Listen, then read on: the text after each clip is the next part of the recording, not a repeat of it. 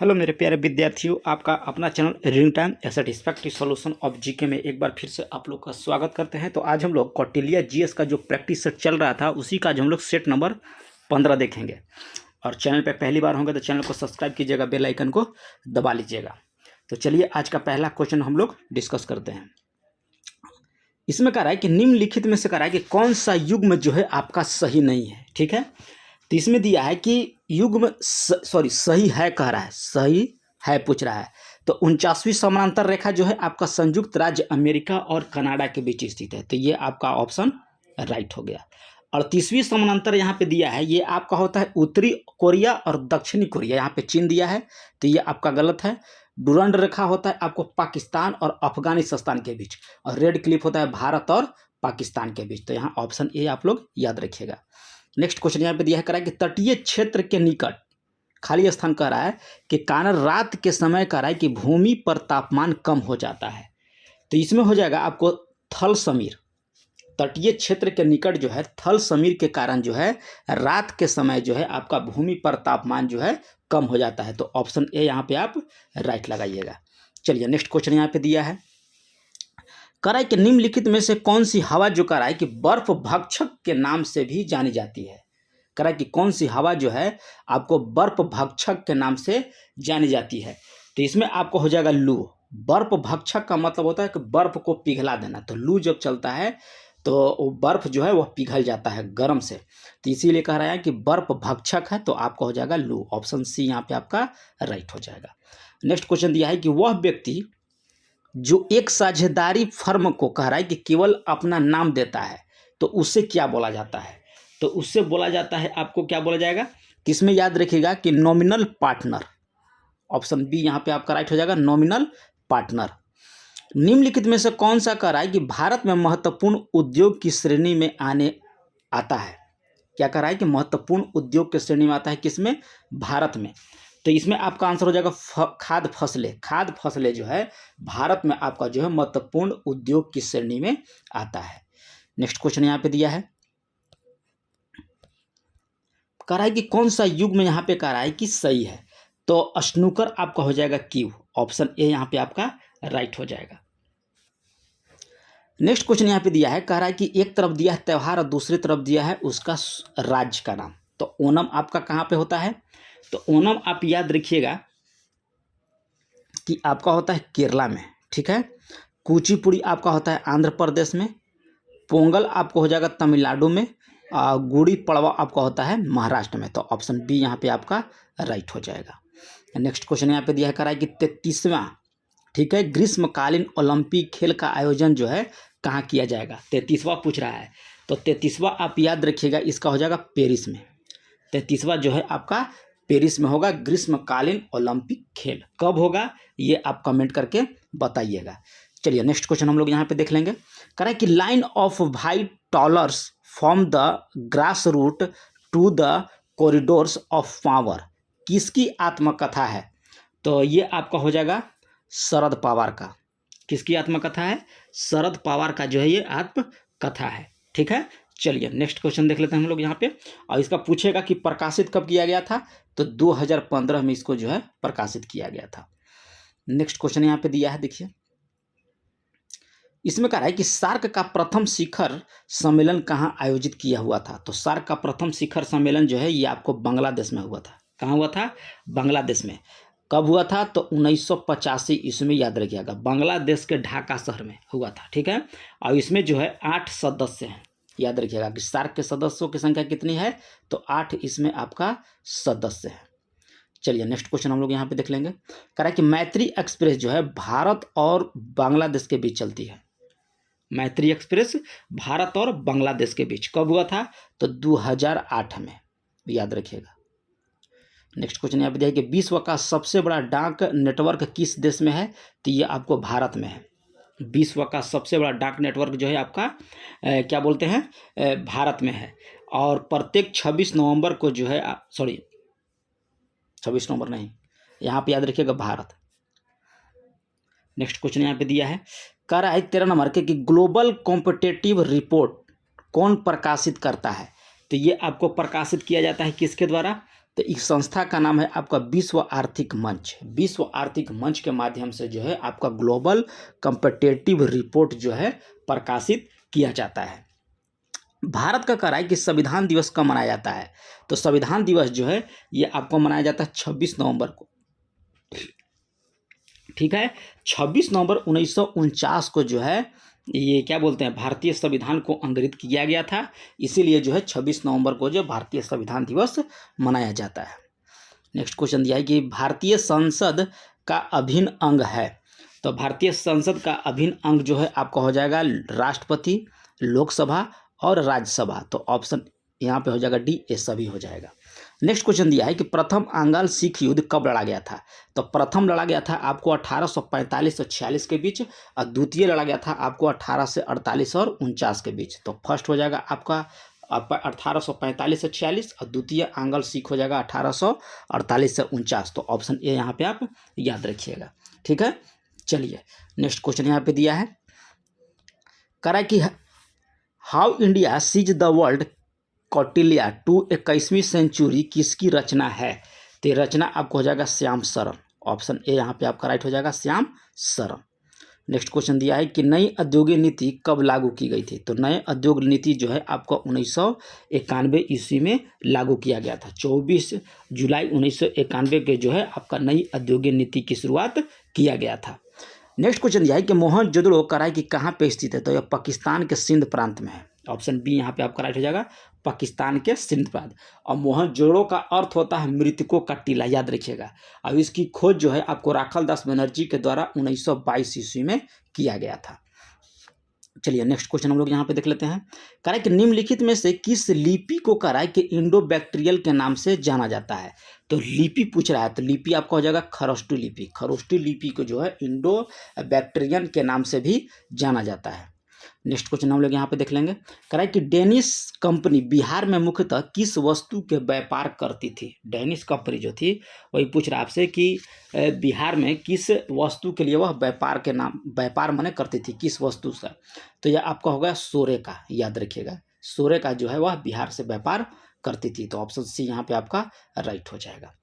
22 number question यहाँ पे दिया है, कराई कि 30 जुलाई 1857 को कराई कि निम्नलिखित किस जिले में कराई कि सरकार ने सैन्य शासन लागू किया था, तो इसमें आपको सारण, पटना और चंपारण तीनों जगह है जो सैन्य शासन लागू किया था। कब, 30 जुलाई 1857 का विद्रोह। ठीक है, और 1857 का विद्रोह पूछेगा किसके शासनकाल में हुआ था, तो लॉर्ड कैनिंग के शासनकाल में। तो ऑप्शन डी यहाँ पे आप राइट लगा लीजिएगा। चलिए नेक्स्ट क्वेश्चन देख लेते हैं, बिहार की जलवायु है, तो बिहार की जलवायु देखिए यहाँ पे याद रखिएगा कि उपोष्ण जलवायु है। पूछेगा कि बिहार की जलवायु कैसी है, तो उपोष्ण प्रकार की एक जलवायु है। नेक्स्ट क्वेश्चन यह है कि बिहार का पहला जैविक ग्राम कौन सा है, तो कोठिया। पूछेगा कि जैविक ग्राम जो है कोठिया है आपका बिहार का। नेक्स्ट क्वेश्चन हम लोग यहाँ पे देख लेंगे, करें कि विश्व शांति स्तूप बिहार में कहाँ स्थित है, तो विश्व शांति स्तूप आपका जिस भी माने जहाँ भी जिस शहर में है ये आप कमेंट करके बताइएगा, कमेंट का हम वेट करेंगे आपका। विश्व शांति स्तूप बिहार में कहाँ है। किस बैंक के द्वारा the banker to every Indian नाम की एक कॉफी टेबल बुक लॉन्च की गई, किस बैंक के द्वारा, तो इस बैंक का नाम याद रखिएगा कि SBI बैंक है। कौन सा, तो the banker to every Indian नाम की एक कॉफी टेबल लॉन्च किया गया SBI के द्वारा। नेक्स्ट क्वेश्चन इसमें दिया है, करा कि यूनेस्को ने अंतर्राष्ट्रीय शिक्षा दिवस 2023 को कहा है कि अफगान लड़कियों और महिलाओं को समर्पित करने का निर्णय लिया, तो यह दिन कब मनाया जाता है, कौन सा, अंतर्राष्ट्रीय शिक्षा दिवस। तो अंतर्राष्ट्रीय शिक्षा दिवस जो है आपको 24 जनवरी को मनाया जाता है। ऑप्शन बी यहाँ पे आप याद रखिएगा, अंतर्राष्ट्रीय शिक्षा दिवस 24 जनवरी को अफगान लड़कियों और महिलाओं को समर्पित करने के लिए यह दिन मनाया जाता है। किसके द्वारा, तो यूनेस्को के द्वारा है।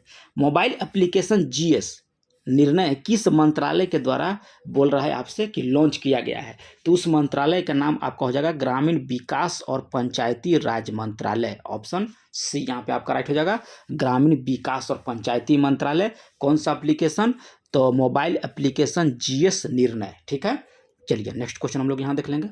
और इसी तरह से आप लोग को डिस्कशन चाहिए अच्छे तरह से, कि ताकि आपको वीडियो के माध्यम से ही आपको 19 या 20 मिनट में आपको जो है पूरा क्वेश्चन 75 दिमाग में घुस जाए।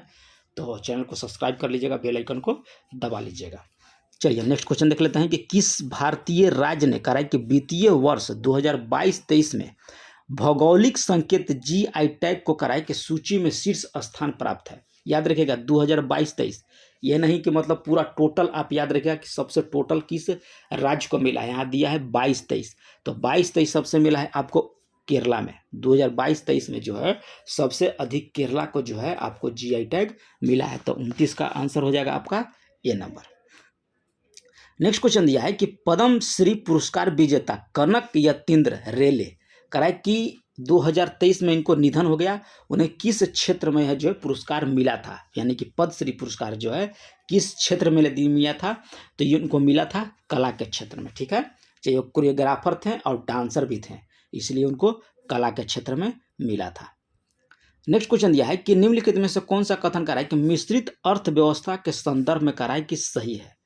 तो मिश्रित अर्थव्यवस्था के संदर्भ में पूछ रहा है, तो राष्ट्रीय अर्थव्यवस्था में सार्वजनिक तथा निजी दोनों क्षेत्रों का अस्तित्व में होना। तो ऑप्शन सी यहाँ पे आपका राइट हो जाएगा। चलिए नेक्स्ट क्वेश्चन यहाँ पे देख लेते हैं। किस विदेश का राय कि किसी देश के आर्थिक विकास को मापने के लिए सबसे उचित माप क्या है।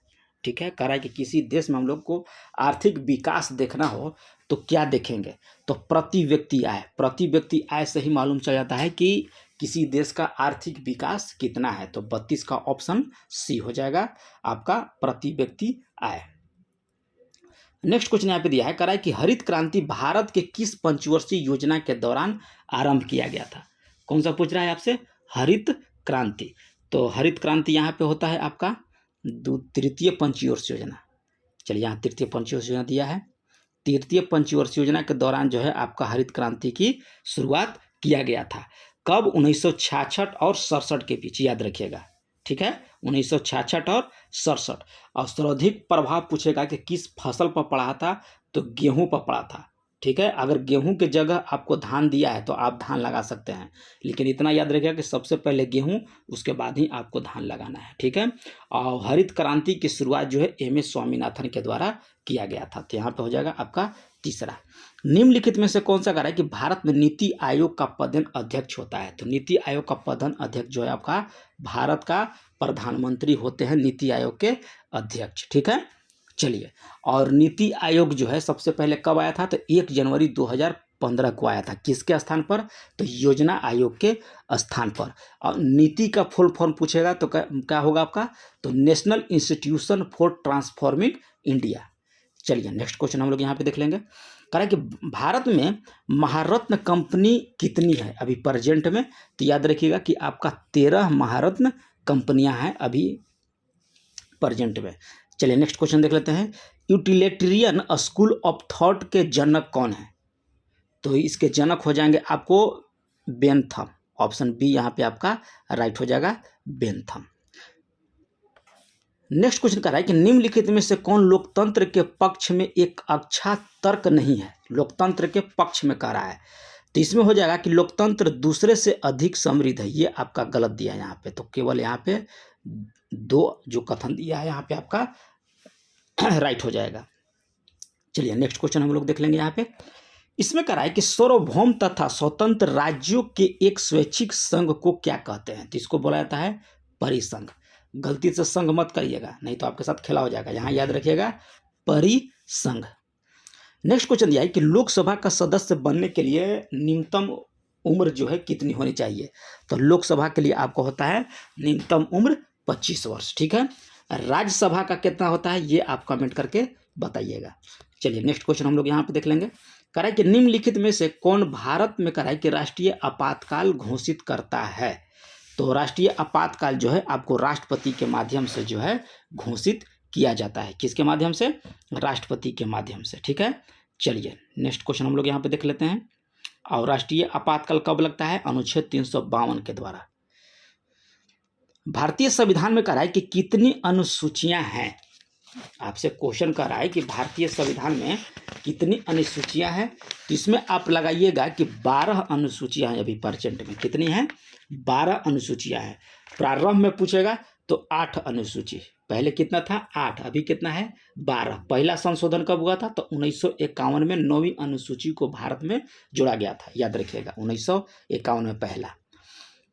पूछ रहा है कि किस अनुच्छेद के तहत जो है उपाधियों का अंत है? तो उपाधि का अंत जो है आपको अनुच्छेद 18 के तहत होता है। कितना होता है? अनुच्छेद 18। लोकसभा में कराए कि राष्ट्रपति के द्वारा कितने सदस्यों को मनोनीत किया जाता है? तो लोकसभा में आपको 2 सदस्यों को जो है राष्ट्रपति के द्वारा मनोनीत किया जाता है। कितना? 2। अनुच्छेद पूछेगा तो अनुच्छेद 331 के तहत, ठीक है। और इसको 104वां संविधान संशोधन, याद रखिएगा 104 संविधान संशोधन 2020 के तहत जो है आपको राष्ट्रपति के द्वारा लोकसभा और राज्य विधानसभा में जो एल्गो इंडियन को मनोनीत किया जाता था वो समाप्त कर दिया गया है, ठीक है। 104वां संविधान संशोधन 2020 के तहत जो है यह समाप्त कर दिया गया, ठीक है। चलिए नेक्स्ट क्वेश्चन हम लोग यहाँ पे देख लेंगे। कह रहा है कि कौन सा युग में जो है आपका यहाँ पे गलत दिया है? तो यहाँ हैंसोंग आपका चीन के था, इबन बतूता आपको मोरक्को के था, मेगास्त्रिज आपका यूनान के था, लेकिन फहियाना आपको ये यहाँ पे गलत दिया है। फहियाना कहाँ का था? तो फहियाना आपको बताना होगा कमेंट करके कि यह कहाँ का विदेश का निवासी था, किस मतलब देश का निवासी था। नेक्स्ट क्वेश्चन दिया है कि 1821 ईस्वी में बंगाली साप्ताहिक पत्र समाचार पत्र जो है समान कौमुदी किसने शुरू किया था? तो ये आपको शुरू किया गया था राजा राम मोहन राय के द्वारा, ठीक है। कब? 1821 ईस्वी में। नेक्स्ट क्वेश्चन यहाँ पे दिया है 46 नंबर में कह रहा है कि विजयनगर के राजा कृष्णदेव राय की रचना अमुक्त माल्याद कह रहा है कि किस भाषा में लिखी गई थी? तो यह आपको तेलुगु भाषा में। नर्तकी की मूर्ति कह रहा है कांस्य की जो है निम्नलिखित में किस सभ्यता में पाई जाती है? तो यह आपको सिंधु घाटी सभ्यता में वह पाई जाती है। किन्हें एशिया का प्रकाश कहा जाता है? तो इन्हें एशिया का प्रकाश जो है आपको गौतम बुद्ध को बोला जाता है। नेक्स्ट क्वेश्चन यहाँ पे दिया है कि पृथ्वी के दोनों ध्रुवों को छूने वाली काल्पनिक रेखा क्या कहलाती है? तो ये आपको देशांतर कहलाती है। पृथ्वी के दोनों ध्रुवों को छूने वाली काल्पनिक रेखा क्या कहलाती है? तो देशांतर रेखाएं कहलाती है। निम्न में से कह रहा है कि किस तिथि पर कह रहा है कि उत्तरी गोलार्ध में ग्रीष्मकाल अयंतन को देखा जाता है? तो ये आपको देखा जाता है कब? 21 जून को। ऑप्शन ए यहाँ पे आपका राइट हो जाएगा। एक तरफ दिया है भौतिक राशि और दूसरी तरफ दिया है आपका इकाई यानी कि मात्रक, ठीक है। तो इसमें आप याद रखिए कि त्वरण का मात्रक होता है मीटर प्रति सेकंड स्क्वायर, ठीक है। यहाँ पे स्क्वायर कर लीजिएगा, ठीक है। और बल का मात्रक आपको हो जाता है न्यूटन, कार्य का मात्रक आपको हो जाता है जूल और आवेग का मात्रक होता है आपका न्यूटन सेकंड। नेक्स्ट क्वेश्चन दिया है कि पायरोमीटर किसको मापने में प्रयोग किया जाता है? तो पायरोमीटर मापने के लिए आपको जो है उच्च ताप का प्रयोग किया जाता है। उच्च ताप मापने के लिए आपको पायरोमीटर का प्रयोग किया जाता है। ऊर्जा संरक्षण का क्या मतलब है? तो ऊर्जा को ना तो उत्पन्न किया जा सकता है और ना ही विनाश किया जा सकता है। तो ऑप्शन डी यहाँ पे आपका राइट हो जाएगा। नेक्स्ट क्वेश्चन कह रहा है कि एक सामान्य दोलक, थोड़ा सा छोटा कर देते हैं ताकि आप लोग से अच्छे से दिखे। एक सामान्य दोलक का कह रहा है कि दोलन जो है चल रहा है, तो ऐसे में कह रहा है कि कौन सा कथन इसमें आपका सही होगा? तो सही कथन इसमें आप देख लीजिए कि यह गोला जो है मध्य स्थान से गुजरता है तो इसका त्वरण शून्य हो जाएगा। जैसे ऐसे चलता है, ठीक है, यहाँ से यहाँ पे आएगा ऐसे और ऐसे, ठीक है। तो जब बीच में आएगा तो वह क्या हो जाएगा? शून्य हो जाएगा। तो ये आपका राइट दिया है। फिर क्या कर रहा है कि वह आवर्तन में गोलक 2 बार किसी एक निर्दिष्ट वेग को प्राप्त करता है। 2 बार यहाँ से ऐसे जाएगा, फिर ऐसे आएगा, फिर ऐसे आएगा, फिर ऐसे जाएगा। तो ये भी आपका राइट दिया है। फिर कह रहा है कि दोलन के दौरान जो है जब गोला चरम स्थिति पर पहुंचता है तो उसका गति और त्वरण दोनों शून्य होता है। ये आपका गलत दिया है, ये कथन आपका जो है स्टेटमेंट गलत दिया है। सामान्य दोलन आयाम जो है समय के साथ साथ कम हो जाता है, ये आपका सही है। जैसे कि हम लोग यहाँ से कोई लटकाएंगे चीज़ तो यहाँ पे आएगा, कभी इधर जाएगा, कभी इधर जाएगा। अब मतलब 3 4 5 बार जाएगा तो ये फिर धीरे धीरे स्थिर हो जाएगा। वही कह रहा है कि वह कम हो जाता है। यहाँ पे लिखा है कम हो जाता है समय के साथ साथ। तो ये 1 2 और 4 कथन आपका सही है। तो ऑप्शन सी यहाँ पे आपका राइट हो जाएगा। नेक्स्ट क्वेश्चन दिया है कि मृग मरीचिका का कारण क्या होता है? तो मृग मरीचिका का कारण आपको होता है प्रकाश के पूर्ण आंतरिक परावर्तन के कारण। तो ऑप्शन डी यहाँ पे आपका राइट हो जाएगा।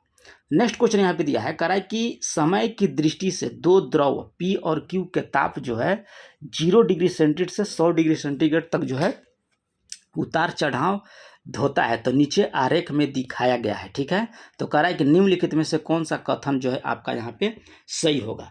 तो सही कथन आपका यहाँ पे हो जाएगा कौन सा, कि Q का ताप जो है P की तुलना में 100 डिग्री तेजी से पहुंचता है। तो ऑप्शन डी यहाँ पे आपका राइट हो जाएगा। देखिए यहाँ पे मैथ का सवाल दिया है फिजिक्स का, तो 57 में कह रहा है कि दो तार की लंबाई, व्यास और प्रतिरोधकता सभी 1 और 2 के अनुपात में है। अगर पतले तार का प्रतिरोध कह रहा है कि 10 ओम है, तो मोटे तार का प्रतिरोध जो है आपका क्या हो जाएगा। तो इसमें आप निकाल लीजिएगा, थोड़ा सा लंबा प्रोसेस है, इसका ऑप्शन हो जाएगा 10 ओम। ठीक है, चलिए नेक्स्ट क्वेश्चन दिया है कि निम्नलिखित में से कौन सा तत्व जो कह रहा है कि सोलर सेल में उपयोग किया जाता है। तो सिलिकॉन का उपयोग जो है आपको सोलर सेल में प्रयोग किया जाता है। एक भू स्थिर उपग्रह का काल कितना होता है, तो ये आपको होता है 24 घंटा। नेक्स्ट क्वेश्चन दिया है कि निम्नलिखित में से कह रहा है कि कौन सा युग में सुमेलित नहीं है। तो सुमेलित आपका यहाँ हो जाएगा, जेम्स वाट वास्प इंजन का आविष्कार किया था, टेलीफोन का आपका AG बेल के द्वारा, टेलीविजन जेल बेल्ट, और पेंसिलिन यहाँ पे दिया है, तो पेंसिलिन का आविष्कार जो है अलेक्जेंडर फ्लेमिंग के द्वारा किया गया था। ये आपका यहाँ पे गलत दिया है, कह रहा है कि कौन सा सुमेलित नहीं है, तो ये आपका गलत है। पेंसिलिन याद रखिएगा, अलेक्जेंडर फ्लेमिंग। निम्न युग्मों में से कह रहा है कि कौन सा एक कण जो है प्रतिकण युग्म है। तो 61 का हो जाएगा इलेक्ट्रॉन और पॉजिट्रॉन। इलेक्ट्रॉन का आपको प्रतिकण है पॉजिट्रॉन। ठीक है, प्रोटॉन का होता है एंटी प्रोटॉन, यहाँ दिया प्रोटॉन का न्यूट्रॉन, याद रखिए ये गलत है। प्रोटॉन का होता है एंटी प्रोटॉन और न्यूट्रॉन का होता है एंटी न्यूट्रिनो। ठीक है, चलिए यहाँ ऑप्शन ए यहाँ पे राइट हो जाएगा। नेक्स्ट क्वेश्चन यहाँ पे दिया है, कह रहा है कि निम्नलिखित में से किस वस्तु के नमूने को हवा में खुला रखने पर कुछ समय के पश्चात गायब हो जाता है, जैसे कपूर, नेफ्थलीन अथवा शुष्क बर्फ। तो इस परिघटना को क्या कहा जाता है, तो इसको बोला जाता है आपको ऊर्ध्वपातन। ठीक है, ऊर्ध्वपातन मतलब होता है कि बिना सीधे वो हवा, जैसे कपूर का होता है, आप जलाइएगा तो उसमें कोई अवशेष नहीं बलता है, सीधे आपका जो है वह क्या बोलते हैं, गायब हो जाता है या हवा में उड़ जाता है, तो उसको बोला जाता है ऊर्ध्वपातन। चलिए 63 नंबर क्वेश्चन यहाँ पे दिया है कि कांसा का मिश्र धातु है। तो कांसा आता है आपका तांबा और टीन का मिश्र धातु है। नेक्स्ट क्वेश्चन यहाँ पे दिया है, कह रहा है कि निम्नलिखित में से कौन सा ताप पर ठोस अवस्था में कह रहा है कि रहता है। तो ये आपको रहता है आयोडीन। आयोडीन जो है आपको सामान्य ताप पर ठोस अवस्था में रहता है। नेक्स्ट क्वेश्चन दिया है कि पीएच एक मूल्यांकन दर्शाता है। पीएच जो है ये आपको किसी घोल को अम्लीय या क्षारीय होने का मूल्यांकन को, तो ऑप्शन बी यहाँ पे आपका राइट हो जाएगा। कह रहा है कि बहुलक जो विशेषतः बर्तनों पर न चिपकने वाली सतह के रूप में प्रयुक्त होता है, तो ये आपको होता है टेफ्लॉन। ठीक है, चलिए नेक्स्ट क्वेश्चन की हम लोग बात कर लेंगे। यहाँ पे 67 में कह रहा है कि विस्फोटक का नाम नोबेल तेल है। किस विस्फोटक का नाम, तो इसमें हो जाएगा आपको TNG। ठीक है, TNG विस्फोटक को जो है हम लोग आमतौर पर नोबेल तेल भी बोलते हैं। खाद्य पदार्थों के परीक्षण के हेतु कह रहा है कि निम्नलिखित में से कौन सा प्रयुक्त किया जाता है, तो ये आपको होता है बेंजोइक अम्ल। ठीक है, बेंजोइक अम्ल को जो हम लोग खाद्य पदार्थों को परीक्षण करने के लिए करते हैं। यहाँ पे दिया है कि कथन का विचार कीजिए और नीचे कह रहा है कि सही उत्तर को दीजिए। तो कथन 1 में कह रहा है कि पौधे की फास्फोरस आवश्यकताओं की पूर्ति के लिए रासायनिक उर्वरक जो है आपका आवश्यक होता है, तो ये आपका राइट कह रहा है। 1 मीट्रिक टन जो है जैव खाद मुश्किल से 2 से 3 किलो फास्फोरस की आपूर्ति करती है, यानी कि 1 मीट्रिक टन जैव खाद है तो उसमें मुश्किल से 2 या 3 किलो जो है आपको फास्फोरस मिलता है। तो ये और आर दोनों आपका यहाँ पे राइट है। चलिए नेक्स्ट क्वेश्चन हम लोग यहाँ पे देख लेंगे। कह रहा है कि कार्बन क्रेडिट समतुल्य होता है, तो 1000 किलोग्राम पर CO2। ऑप्शन सी यहाँ पे याद रखिएगा, 1000 किलोग्राम। नेक्स्ट क्वेश्चन दिया है कि जैविक जगत में होने वाले कार्य गुण और पद्धति के अध्ययन कराए कि इस ज्ञान की मशीन जगत में उपयोग करने को क्या बोला जाता है, तो ये आपको बोला जाता है बायोनिक्स। ऑप्शन ए यहाँ पे आपका राइट हो जाता है। नेक्स्ट क्वेश्चन दिया है कि प्याज के छिलका उतारते समय जो है हम लोग को आंसू आते हैं, तो प्याज में क्या निष्कासित होता है, माने क्या निकलता है जिसके कारण जो है आंसू आते हैं? तो सल्फेनिक अम्ल, याद रखिएगा, गलती से सल्फोनिक मत मार दीजिएगा, नहीं तो आपके साथ खेला हो जाएगा। सल्फेनिक, याद रखिएगा, सल्फेनिक। 2,4-D क्या होता है? तो 2,4-D आपका एक खरपतवार नाशी होता है। ऑप्शन डी यहाँ पे आपका राइट हो जाएगा। 74 नंबर क्वेश्चन यहाँ पे दिया है कि जब एक व्यक्ति कह रहा है कि वृद्धि हो जाता है, सॉरी बुढ़ा हो जाता है, तो सामान्यतः उसका रक्तदाब क्या होगा? तो सामान्यतः उसका रक्तदाब जो है ये आपका उतना ही रहता है। तो ऑप्शन बी यहाँ पे आपका राइट हो जाएगा। ऐसे ही क्वेश्चन में थोड़ा सा डाउट लग रहा है, आप लोग थोड़ा सा देख लीजिएगा नेट पे, ऐसे ऑप्शन बी यहाँ पे दिया है। चलिए नेक्स्ट क्वेश्चन यहाँ पे दिया है, कह रहा है कि सेब का हृदय रोगी जो खाते हैं विशेष महत्व देते हैं क्योंकि उसमें बड़ा स्रोत है, यानी कि सेब में सबसे बड़ा क्या पाया जाता है? तो केवल पोटेशियम। ऑप्शन डी यहाँ पे आपका राइट हो जाएगा। अब देखिए यहाँ पे मैथ दिया है कि 2 के घात 400 और 3 के घात 300 और 6 के घात 200, तो इसको किससे बनाइएगा? तो इसको बनाइएगा कि 4, 3 और 6 को, सॉरी 4, 3 और 200 को एलसीएम ले लीजिएगा और उसके बाद इस सब को घात करके देखिएगा, आपका आंसर आ जाएगा।